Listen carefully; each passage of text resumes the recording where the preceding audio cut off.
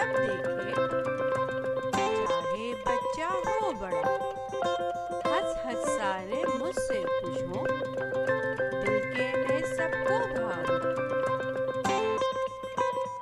तोता बोला मैं बोल सकता हूँ, हर किसी की ज़बान सुनता हूँ, सुनता भी हूँ समझता भी हूँ और साथ ही बोलता भी हूँ।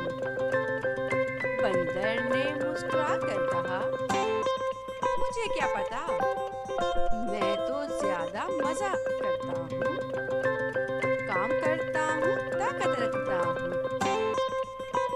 हर कोई मुझको केला खिलाए, साथ में मुझको पॉपकॉर्न खिलाए।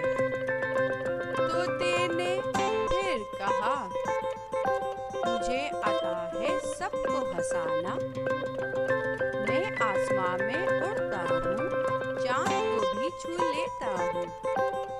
बंदर ने फिर हंसकर कहा, मैं जंगलों में रहता हूँ और जंगल का मास्टर हूँ, दरख्तों पे मैं झूलता हूँ, हर फल मुझको आते हैं, दोनों की थी दोस्ती बहुत, हर दिन में थी मस्ती बहुत।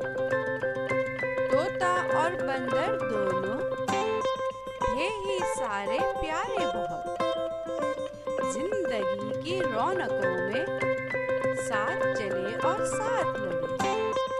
तोता बंदर प्यारे बहुत, दोनों थे साथी बहुत।